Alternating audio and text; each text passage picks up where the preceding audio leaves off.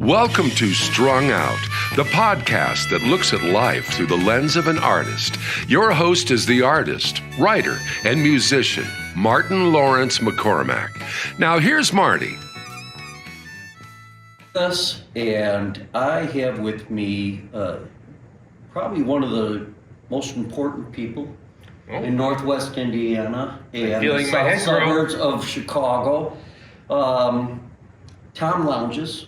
And you are a record store owner. Mm-hmm. You are a promoter. Yes. You have been in the music business since 1977. Right. And you have rubbed shoulders and have helped so many artists. Yeah. And just for the listeners, tell a little bit about your background. Did you grow up here? I grew up in Highland, Indiana. Graduated 1977 from Highland High School.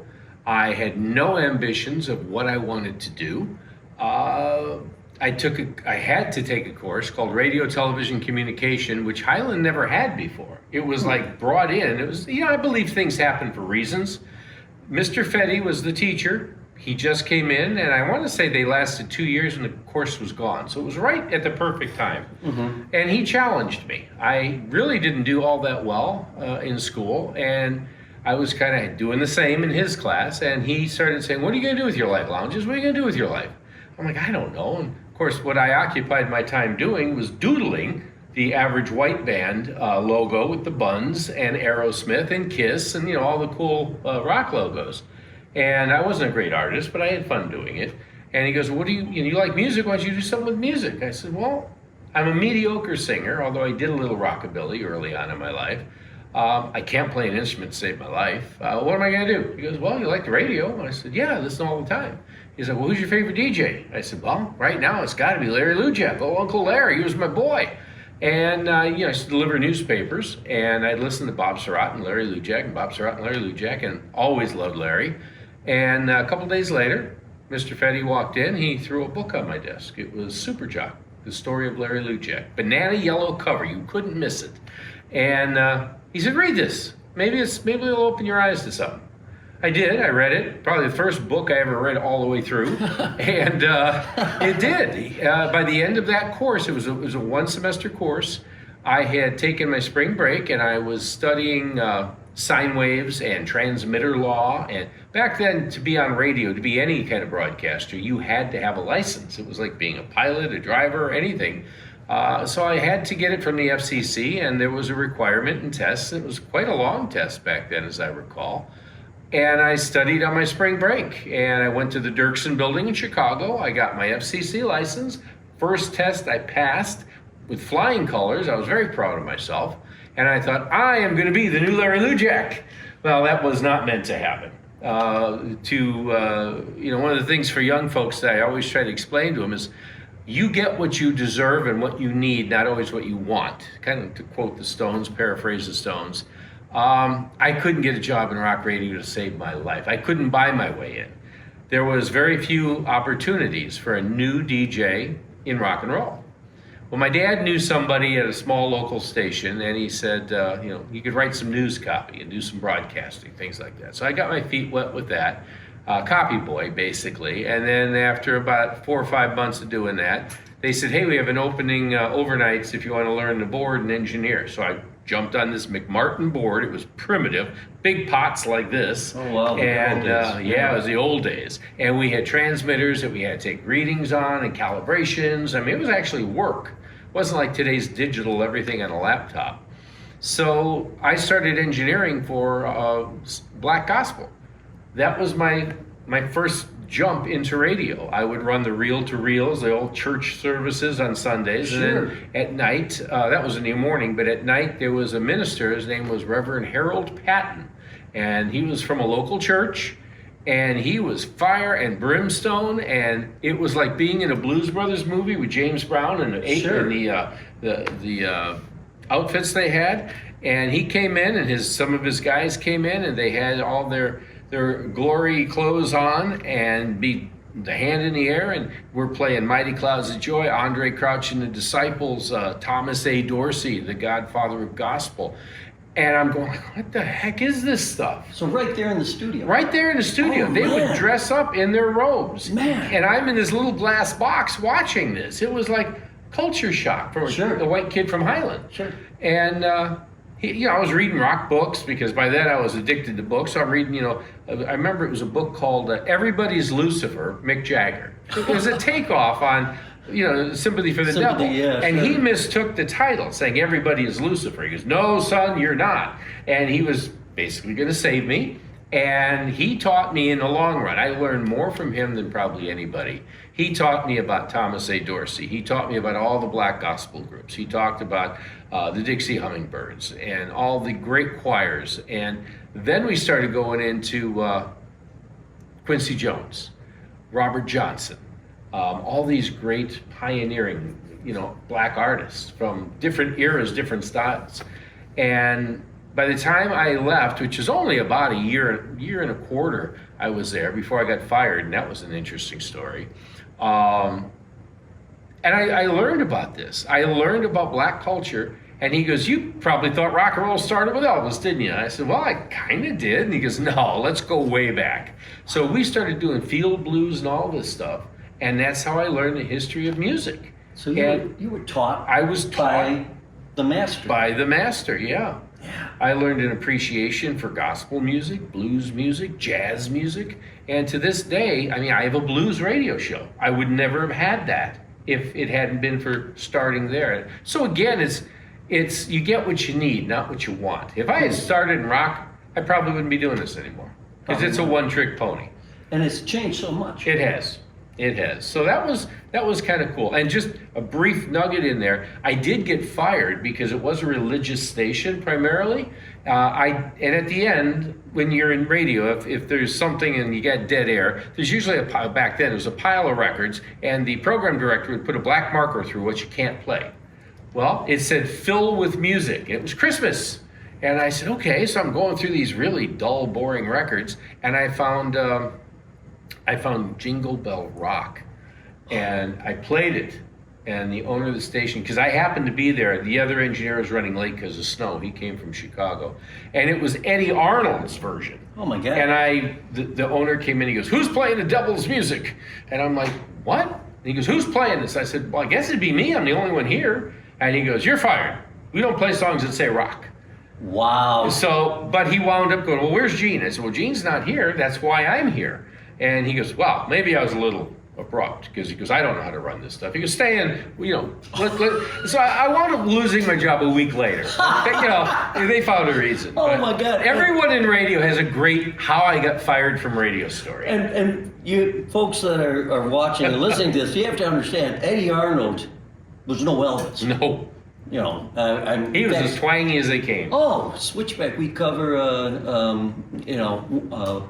Eddie Arnold, a rose must remain, the sun and the rain. Mm-hmm. To each his own, to each other. One and only you. Right. That song. But it's wow. So you got Can. I got for Can Eddie for Arnold. that. Yeah. Wow, Brian Fitzgerald's gonna love hearing that story.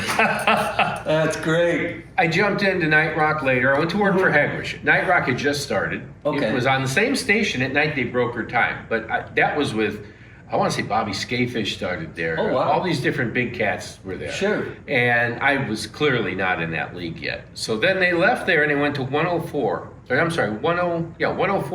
WFLM in Crown Point. And that was pre-digital. So I wound up going to Hegwish Records, who ran the show. They brokered it and they ran it and provided the music. And I couldn't get on there, even though I was more up to speed. But they threw the bone at me and let me work in the store. So I learned music. I learned, Wishbone Ash, all these groups I never would have played at home. I learned all that working at Hegwish. Again, you go where you need to go. And there's a guiding force behind you. Eventually something opened up and I got to, I don't want to say intern, more like sit in and co-partner, co-chair with a guy named Kevin Weber, who we used to call Kid Rock. He was a long-haired dude, used to play Nugent and Budgie and AC/DC.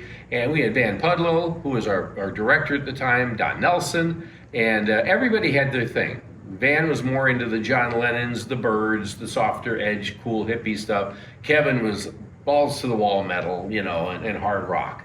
So I learned a lot from them. Well, then they threw the newspaper at me, says, you want to, I started writing for the newspaper. And then Hegwish said, we're in the red, we're bleeding. So we're going to stop it. I said, dude, this is my first job. You can't do this.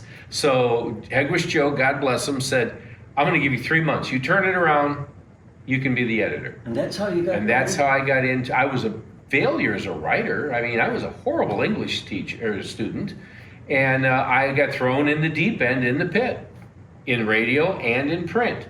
And eventually, I pulled it into the black in 3 months. I became the editor. Hegwish remained the publisher. I stayed until Joe and I had a butting of the heads over the cover.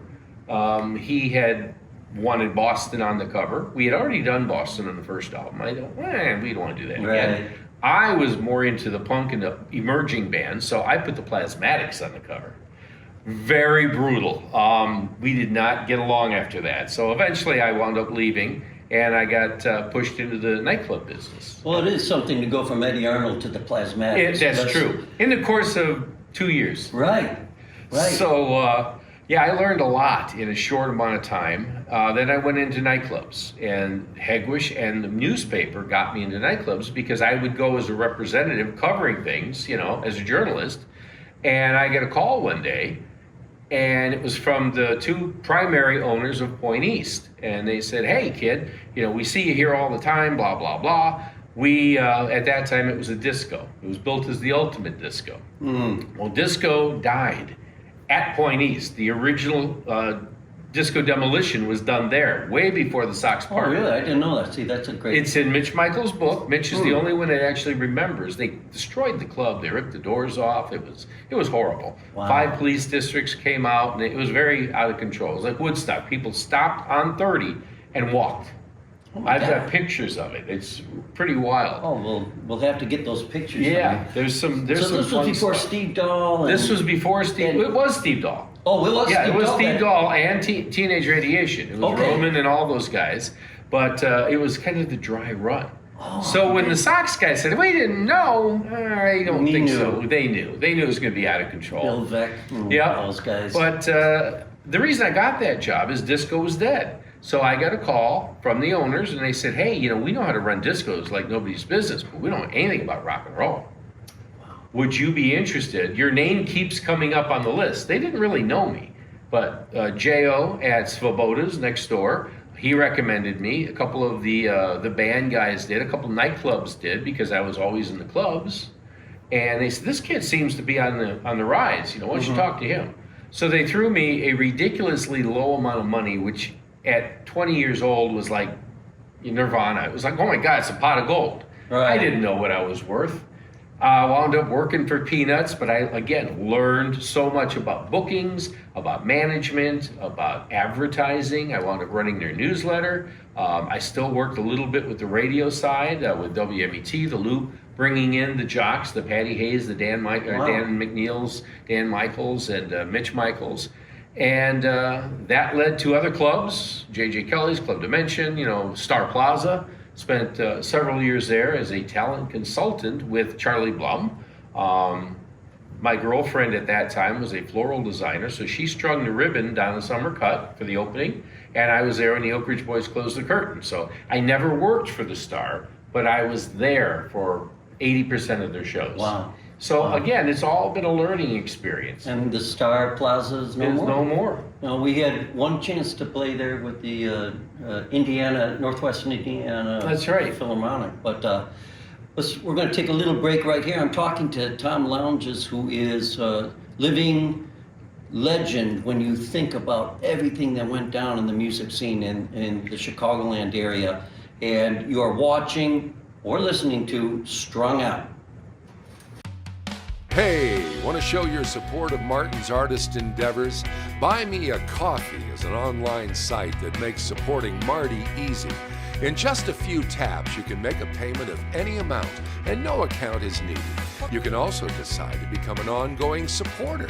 Go to martinmccormack.com and click on the words Support Martin. Let's help Martin keep it all caffeinated.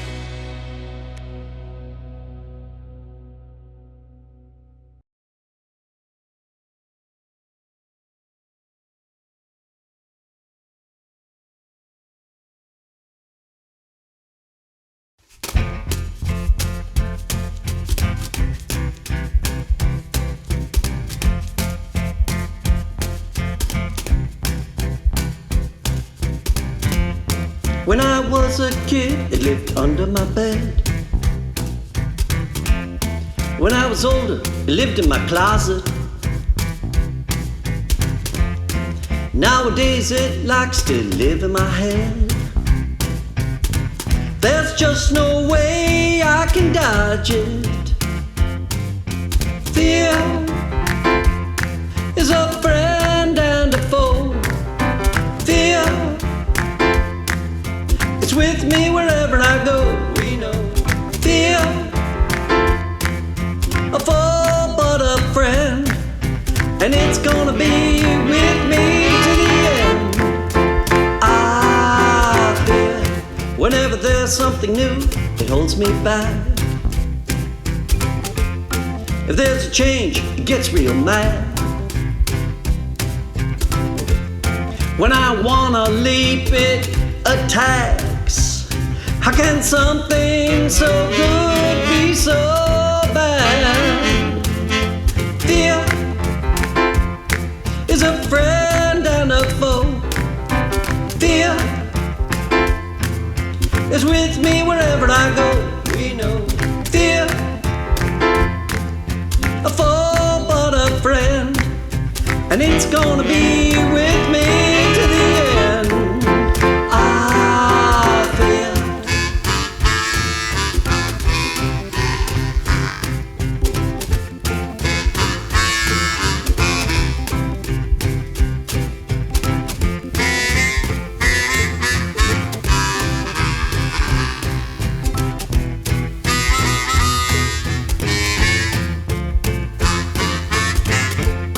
I see it lives in you when I look in your eyes. Let's work together and find a way to get over our fear and through its lies, and finally make our fear obey. Fear is a friend and a foe. Fear is with me wherever I go. We know fear, a foe but a friend, and it's gonna be with me to the end. Fear is a friend and a foe. Fear is with me wherever I go. We know fear, a foe but a friend, and it's gonna be with me to the end. I fear.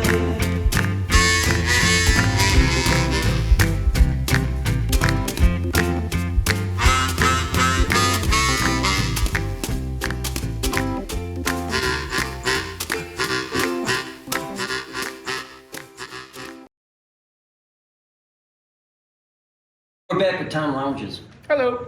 You are bringing up a really important thing for anybody that wants to be in this business, is the idea that you learn along the way. Right. There is no, I mean, I was given Kenny Rogers' How to Succeed in the Music Business book. Okay. With So my I think brother. we all started there. Yeah, and I read it, but I mean, it's one thing to hear about somebody's success, but it's another thing trying to pursue it. So you were doing the nightclubs. Doing the nightclubs, still writing. Night Rock was gone, which was the magazine I did. Night Rock Radio was gone. I had moved on. And through a lady I met through Night Rock who was looking for her own path, Linda Matlow, a wonderful photojournalist, she called me out of the blue and said, "Hey, I'd like to shoot some pictures for Night Rock." And I said, "Sure." So I was, everybody worked for free at that point for the magazine. So she and I bonded really well, and we started covering everything: film, live stuff, interviews, shooting publicity kits. And Linda and I became a crack photojournalist team. We were amazing, I gotta say, we really were. We played off each other. We were both really good at what we did. She was an amazing photographer, one of the best in Chicago, bar none. Well, we wound up doing, she helped open the door for other magazines. So I started writing for Imagine magazine in Connecticut, Goldmine magazine, Relics magazine out of New York, the Grateful Dead mag. I worked for Teen Beat, Tiger Beat, Video Rock Stars, you name it. If it was a glossy and it was sold at Walgreens, I was there. Wow. I got such a kick. I'm walking into Walgreens to get my prescription, like, there's 3 magazines. Look, that's my name. Yeah, wow. It was pretty cool. That is cool. That led to doing some video stuff with some of the people I met through like MTV and things. I was in a couple of videos for MTV. It's just one thing led to another. My writing took me all over the place. I wound up writing for the Times newspaper here in Northwest Indiana. And that was, I want to say, 1982, I think was my first column. Wow. And I'm still with them. Every Thursday you can open the paper or go online and read my column. I've been there about 42, 43 years now. Wow. Always. I started as the youngest and now I'm the oldest. And that's how it worked. Wow. Let's take another break. Okay. Yeah, because I see that our... Yes, we're going to have to go. I'm going to have to go work. You're going to have to go work, but when we come back, we're going to continue this journey with Tom Lounges, where we're talking about his career, and really, it's an amazing thing because your career is the arc of rock and roll. One of the things I do want to mention when we come back and stress on it is when I teach or mentor young artists of any kind, mm-hmm. I explain to them the importance of diversity, the importance of being a jack of all trades. And not just, you don't have to be a master. You have to know enough to get you by because the entertainment business is always shifting and morphing and evolving. So vinyl, for instance, vinyl was in, I was the king, it died. Right. What do? Well, that's when you go into nightclub, or that's when you go into management, or that's when you go into bookings. You really have to love. You have to know it all and appreciate it.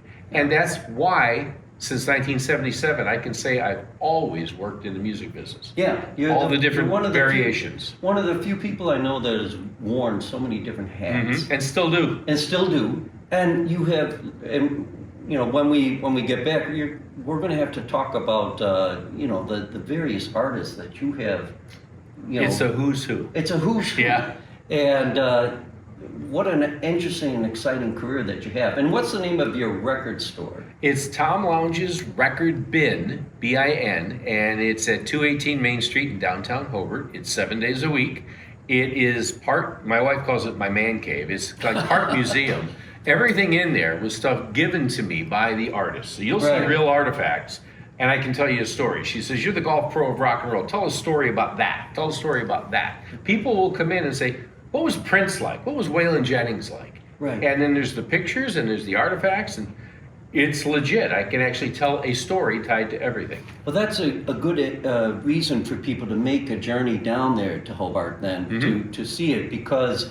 And I love that she calls you the golf pro of rock and roll, because that's what I do. That's the best way to describe you. Yeah. You are a golf Once pro. you get to a certain age and you don't play in the pros anymore, well, you tell stories of the glory days.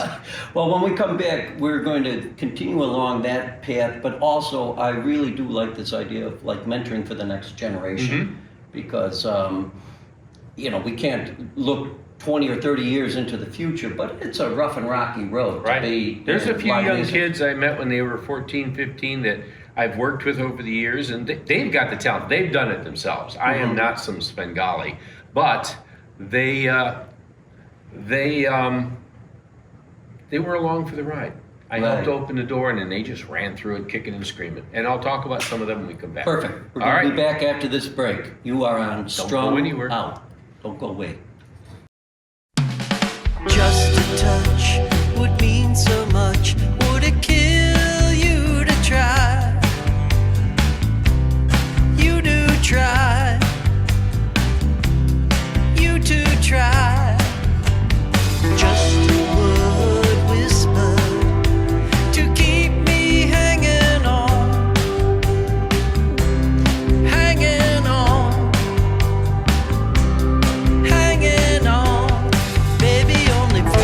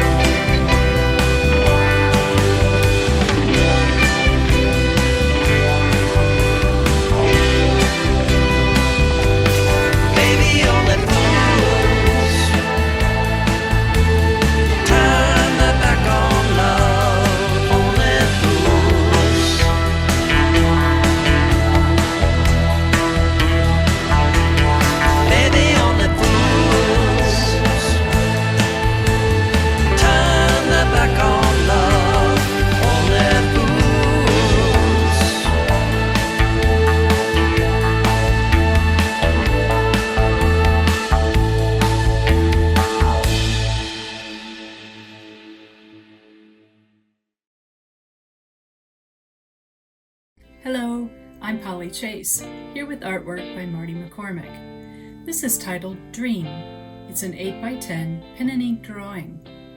Be lovely in an office or child's room, anywhere you need inspiration to let go and see where your dreams can take you. To inquire about pricing and to view other pieces of Marty's artwork, go to martinmccormick.com. We're back. We are back, and we just actually did a whole other show in which we were talking about switchback, but we are going to pick up on the other side of this break. I want to ask you, in this final part of this podcast, the next generation that's coming up, I kind of touched on it. So much has changed in the music business. Yes. And so much of it has now kind of polarized in the sense that you have big business running these Taylor Swifts and these kind of acts. Mm-hmm. And yet you have the regional music, you have local musicians, and your radio program that you do as well, you are getting some very, very heavy hitters that come in, and I think I know why. It's because there's really no real home, people. There's no home for free thought and free form. I started out as a young man listening to freeform radio. When FM first came out, it was the bastard child of radio. AM was everything. Which I grew up on AM radio, as we all did, with the little transistors under the pillow. But FM is where you heard prog rock, and King Crimson, and Pink Floyd, the early Sid Barrett years. And it wasn't commercial. They weren't 3-minute songs. They weren't 4-minute songs. They were 18 minutes and 8 minutes. And so freeform radio for me was always like the great Western plains. You could pretty much travel and do whatever you wanted. Then it went away because FM became like AM. It was hit driven. And that's how it was in the late 70s, early 80s. And when I had the chance to go with Night Rock, it was the message of Night Rock was we do what we want within FCC rules, of course. Mm-hmm. So we would play Nectar, we would play Budgie, we would play Captain Beyond, Dancing Madly Backwards. We would do all these obscure things and turn people onto these musics. And along the way, we were learning too, because we would start challenging each other. Mm-hmm. And say, have you heard this one? No, I got this one. I bought this from Germany. Let's try this. And you'd hear Kraftwerk from France or whatever. Sure. You would do all these different things. So that was part of the expansion.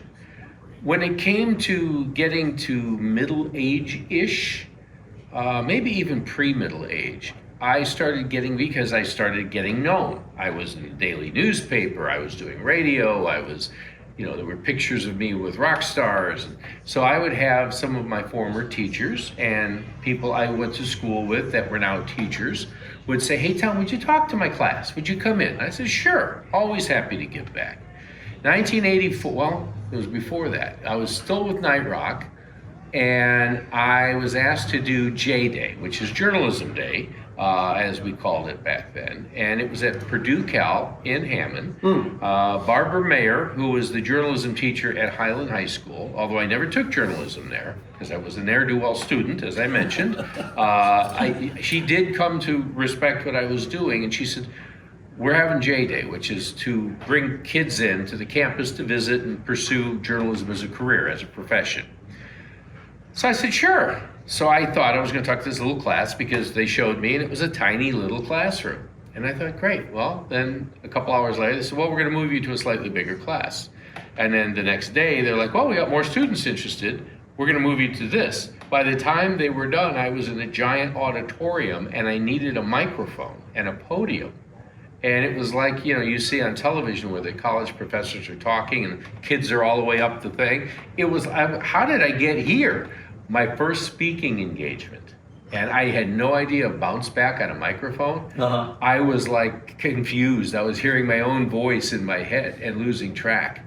But it was an experience. J-Day was one of the first things I did where I actually went out and started trying to educate and talk to kids. I later was brought into Barbara Mayer's class. In 1984, I did Highland High School journalism. some of those kids have gone on to amazing things. Rick wound up working with, he followed my footsteps at the Times and other stuff. I think he wound up with the BBC or something. I think he went overseas for a while. This young lady wound up after high school going to Arkansas or somewhere down south and working for a chain of local community papers. And Ken Shirilla, who is, I guess, my prized student, and we're still friends, he has went on to author several books. He went into radio, he worked in country, US 99. He is a songwriter, he's a publicist, and there's a picture of him and Mitch Michaels hanging in the record bin. When I come in and I put on my hat of golf pro, I can tell you about Ken. He was 16 maybe when I met him, but he was one of those, along with the other two and a handful of other students. I would come in and I would have a stack of vinyl at that time, and I'd say, okay, this is what I do, blah, blah, blah, and there'd be 30 kids in the class, and 7 or 8 of them you'd see the light bulbs go off. And Rick in particular, years later, he said, you know, when you walked in, I almost didn't come to that class, but I saw you walk in black leather pants, long hair, and a chain belt with a stack of albums. And he says, this is his work? That's a cool gig. That's and he great. said, I saw a guy who loved going to work every day. Yeah. Because that's the way you presented it. And he wound up, and I would always challenge him. I'd say, here's a bunch of records. Who thinks they can do this? Come up, take 2 or 3 albums, take them home. They're yours to keep. All I ask is you send me a review and keep it within these parameters like an editor would. And I said, if I like it and I think you got talent, I'll publish it in Night Rock. Oh, that's great. And then by that point, it was 80s, it was Midwest Beat or Ileana Beat, because I had taken it over from Hegwish. And I said, the hardest part of being a writer, like the hardest part of being the next Larry Lujak, as I mentioned earlier, is getting your foot in the door. I said, I will publish you. You can build a portfolio in my magazine, which is in 3 states. And that's how we started. And they all, well, not all, but some of them went on to do this for a career. I love the fact that you're talking that people that are in this business need to wear different hats. Yes. Is that, you know, for the younger people that are saying, I want to do what this guy is doing, what do you recommend now in this It's a crazy harder world. Yeah. It's a harder world. Obviously, learn technology, which is where I stagnate. I just can't wrap my head around a lot of this internet stuff. That's crazy stuff. I married a woman, my wife, Alice, is all about like tablets and things like that at school. She's a media specialist, went to school for it. So there's many a night where I'll be in my office and all of a sudden you hear a swear word come out and I'm like, Alice! I feel like Ralph Cramden. Yeah. Alice, come help me. The Yeah. computer froze or I lost Yeah. this or whatever. Thank God you have it. Whether it's an audio yeah. file or an article or something. So I do have that crutch, and I've been lazy about learning because I got Alice. You know, I don't need to learn anymore. But the students, I wound up doing not only those classes, but I taught at, I shouldn't say taught, I guest lectured at Valparaiso University for a music class. I did Purdue, I did IUN. I helped with the rock and roll at St. Joe College. I helped with a adult rock and roll history class. And I even went to Harding Elementary. One of my neighbors, when I lived in Hammond as a single father, was a teacher at Harding Elementary. And he said, would you mind coming to the class and talking? The kids on the street think you're the cool guy. You're the cool dad. That's great. And I said, sure. So I went in there. We wound up doing a mini course. They were so fascinated because newspapers were still the thing. Internet wasn't around. Phones weren't Right. around. So they're like, wow, you're in a newspaper. And I told them, you could do it too. They didn't have a school newspaper, so I said, let's do a challenge. How many people want to be on my staff?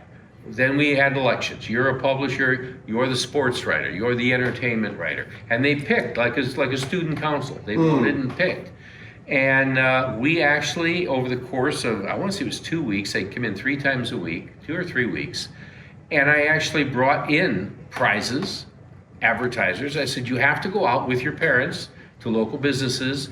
You don't charge them. You just say, look, we would like to run your ad in our school paper. It won't cost you anything, but we have to build the ad. They couldn't give them like their business card. They had to build it and create it. The old days. The old days. With hand and border tape, pre-computer. Wow. So they had an ad department. They had a sports writer who would talk to some of the jocks in the school and the high school kids. Then they had the entertainment writer, because everybody wanted to be an entertainment writer. That was the one they looked at me and said, well, you get to meet stars.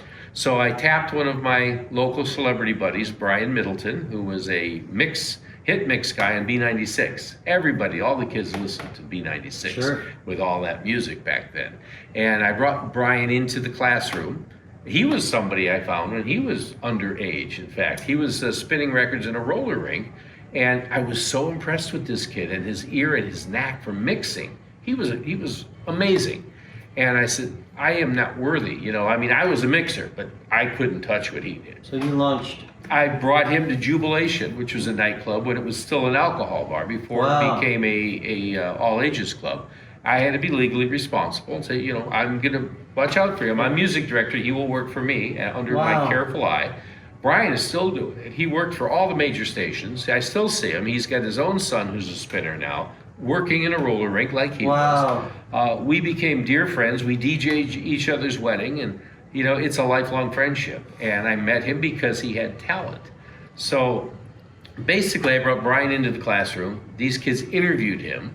And then what I did is whoever sold the most ads or wrote the best story, judged by the school body, got prizes. Now, I was tied to the Star Plaza Theater at the time. Wow. So what we did is I talked to the star, Charlie, and I got a block of tickets for the Osmonds Christmas show.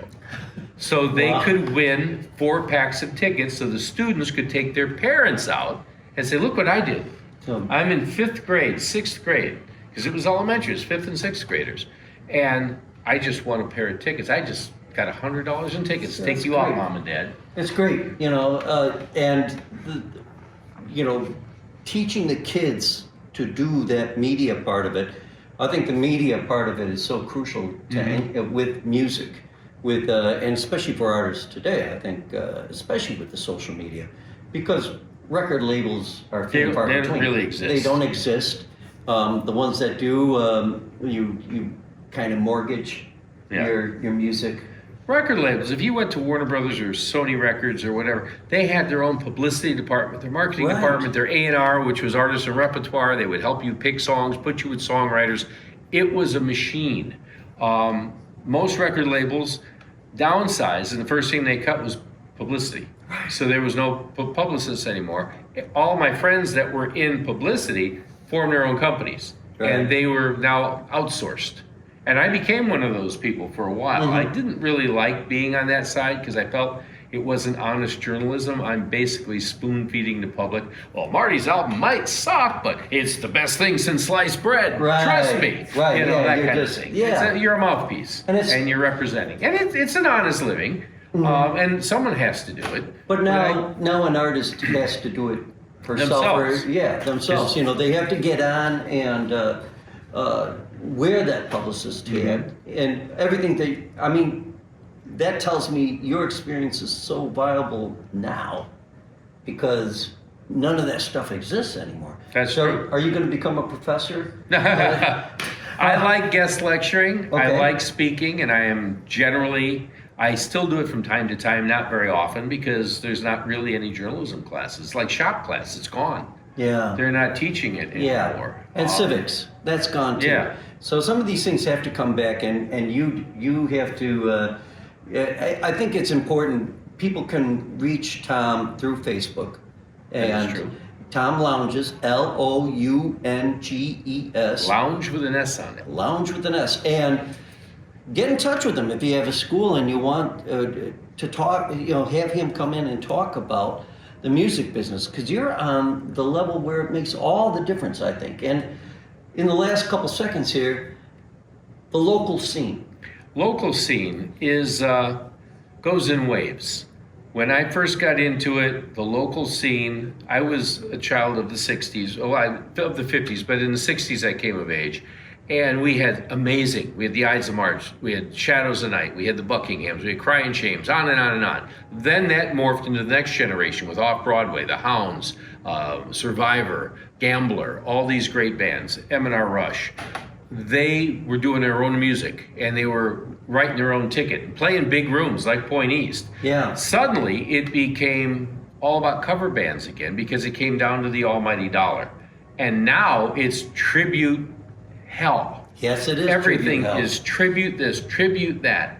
It is no longer a tribute. You are literally ripping off the original artist and saying, I'm going to play their music and not have to pay for it. Right. You know? Right. So, I mean, I do book tribute acts. I can't say I'm free of that, but I really try to encourage and always have encouraged original music.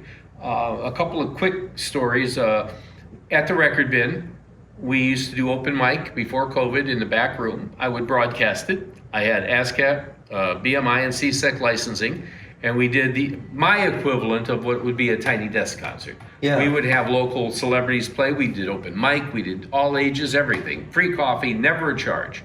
And I encouraged original music. And we'd broadcast it. And I had some families that really were moved by it because it was during the Desert Storm years, and everybody was deployed in the Middle East. Sure. I had parents come in and say, thank you, because I got to hear my son play his song while I was in the desert. Wow. Because we would always post the website where you could listen to it. That's so cool. One dad found out he was going to be a dad. The son said, I'm going to play this for my little brother. And the dad's probably scratching his head, we don't have no little brother. And then at the end of the song, he goes, Dad, in case you didn't figure it out, we're going to have a baby. Wow. And the dad came back several months later. It was around Christmas, gave me a big bear hug. He walked in uniform, hugged me, and had tears in his eyes. Wow. And he said, you brought my family to me. Wow. And I thought, Wow. what a service. Yeah. And I thought, I'm in a little store in Hobart, Indiana, with a little tiny broadcast box, but we're doing it. Yeah. Dave Davies played there. Jim Peterick played there. The guy who played cello for Sting's band for a while did a chamber group. And we had open mic. It was open to everybody. So that was a pretty unique thing. And one of the reason I brought this up is there was a 14 or 15-year-old kid named Getty Trezak.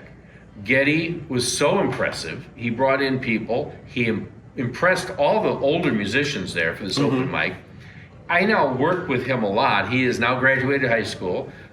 Through John Huber and the foundation that they have at the Spot Studio, he just got a $1,000 grant to help him. And this foundation, it gives grants to students who are 22 and under. Go to the Spot Studio for more details. Anyone that's 22 or under that is serious about music can enter. There's some criteria. You'll have to read about it.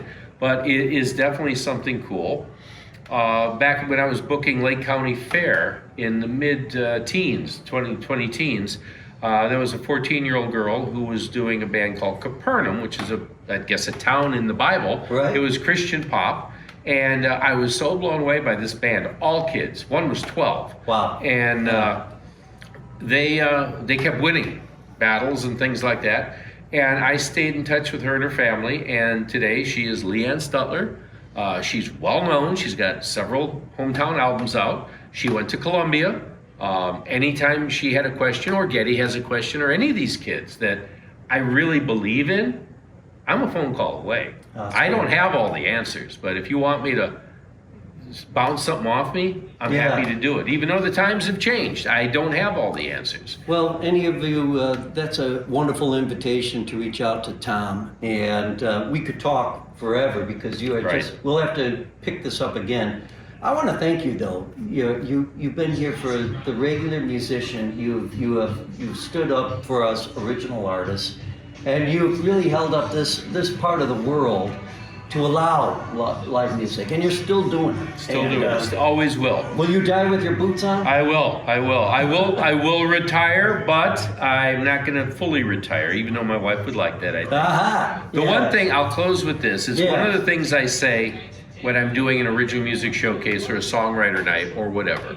I'll say, how many Beatle fans? Oh yeah. How many Zeppelin fans? Oh yeah. How many Stones? Oh yeah. And I say, you realize that there would be no Zeppelin, no Beatles, no Stones if they hadn't written original songs and somebody was there to support them. Wow. if you want to have another superstar band, or even a mediocre good band that you like, because the day of superstars, I think, are over because of the media explosion.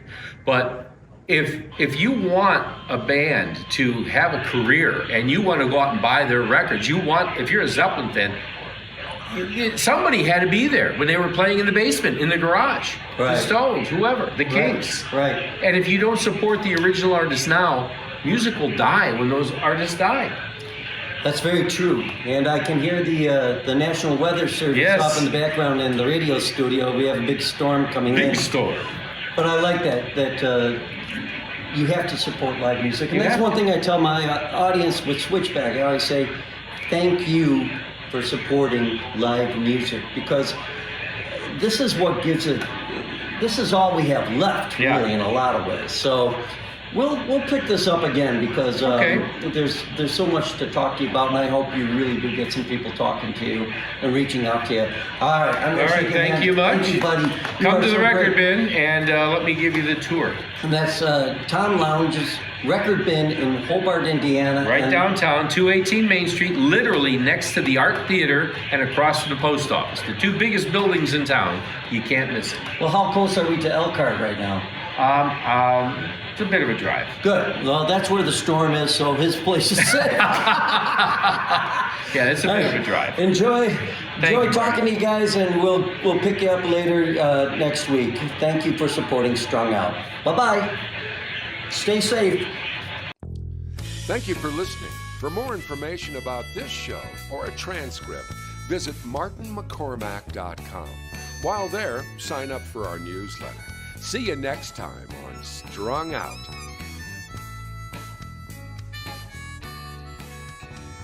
It's all so wrong, this pain we feel makes no sense at all. A swan song was a part of the deal, was no curtain call. Given no choice, given no step.